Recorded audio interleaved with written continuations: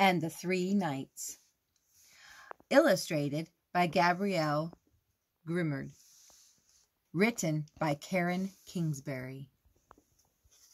This is the hard front cover. Very nice. I like the picture of the castle.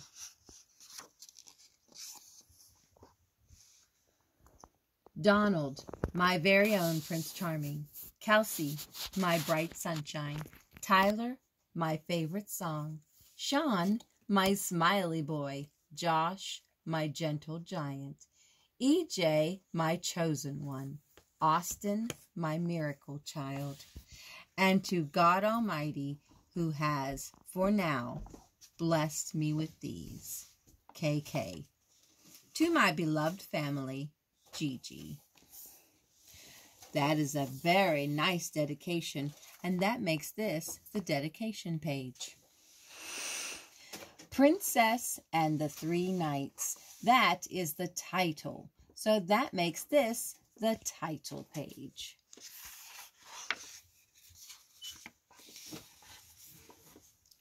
Love is patient. Love is kind. It does not envy. It does not boast. It is not proud. It always protects, always trusts, always hopes, and always perseveres. 1 Corinthians 13, 4 through 7.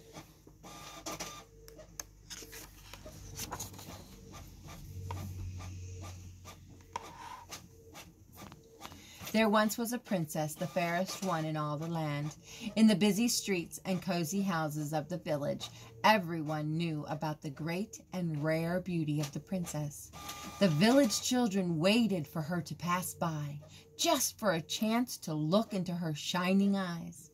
For you see, as beautiful as the princess was, her greater beauty came from within.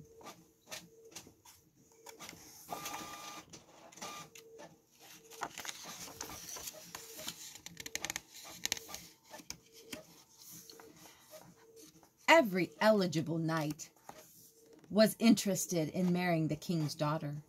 Many wanted the hand of the princess because of her beauty. Others thought she could make them rich. The king decided that only a knight who treasured the princess for who she was on the inside would be worthy of her hand in marriage.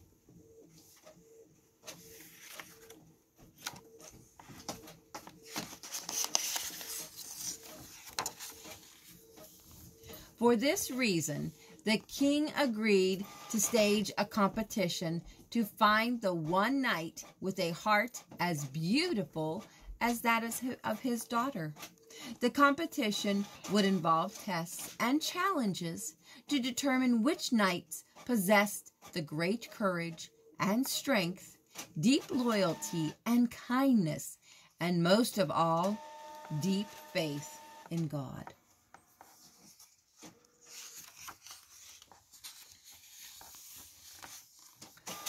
So the games began. The knights fixed houses and ran races. They found their way through treacherous, great, dark forests outside the village. They lifted barrels of water and cleared fallen tree limbs from the king's field. They wrote essays on loyalty and faith. Over time, the list of potential husbands for the princess was narrowed to these three worthy knights. One knight had passed all the tests, but the king sensed that he was arrogant. Another was strong and brave, but the king felt that he was driven by greed. The last knight was loyal and kind, but the king still wasn't sure he was right for his princess. And so the king developed a final test, the most important test of all.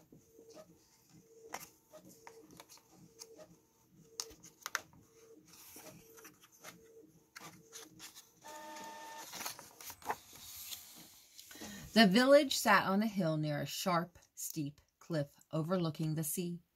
The king staged the final competition not far from the treacherous cliff. In a booming voice, the king announced, "This last competition is for horsemanship.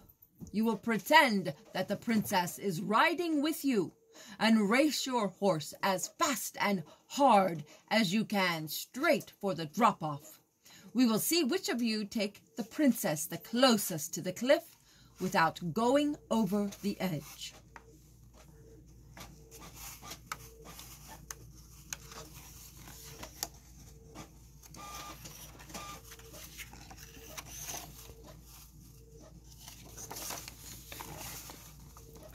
The men straightened in their saddles.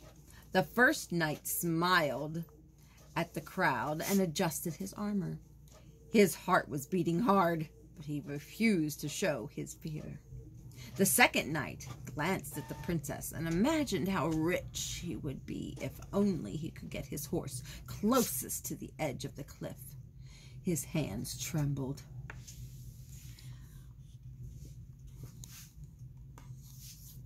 On the reins, but greater than his fear was the possibility of more riches than he had ever dreamed of owning. The third knight was calm, his eyes bright. In his heart, he remembered the words his father had told him. "I can do everything through God, who gives me strength." He quietly whispered these words over and over again.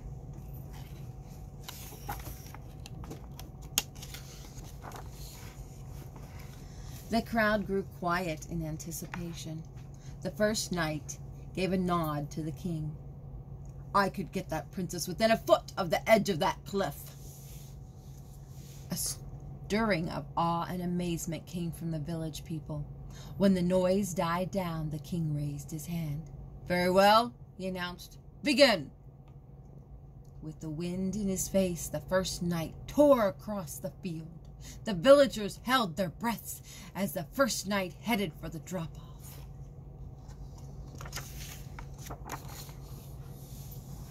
With a pull on his reins, the first knight stopped the horse exactly 1 foot from the edge of the cliff.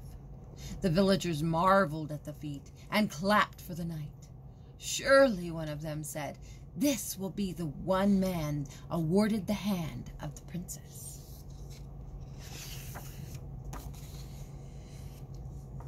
The second knight stared at the king, confidence blazing in his eyes.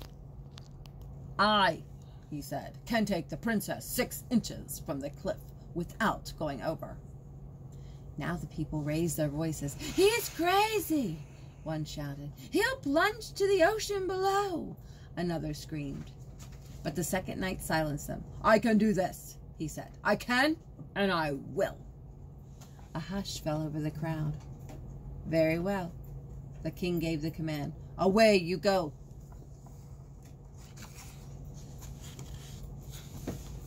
The stallion burst across the field. Faster and faster, the second knight flew toward the edge of the cliff until suddenly the horse rider came to a grinding halt. 6 inches! The second knight shouted. Measurements were taken, and indeed the knight had brought his steed 6 inches from the edge of the cliff.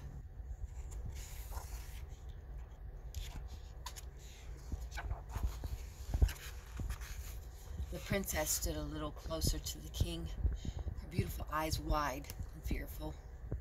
The crowd roared for the second knight. "Who could do better?" they yelled. "The second knight is the hero!"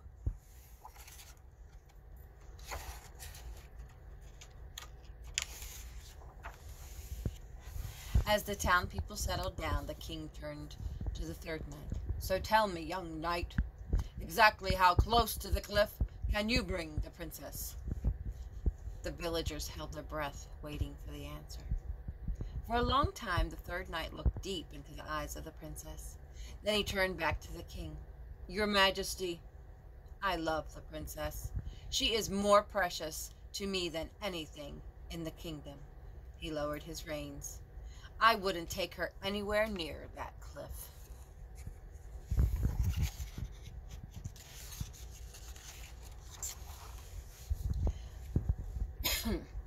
That, the king shouted, is the right answer.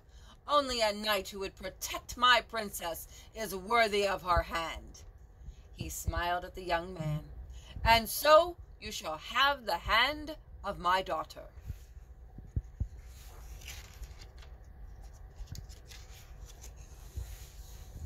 The princess felt her heart take flight, for this was love. When the time came, her wedding was a grand celebration for the entire village.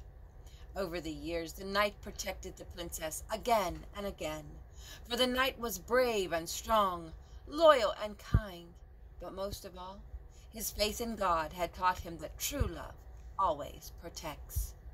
He cherished the beautiful princess all the days of her life, and they lived happily ever after.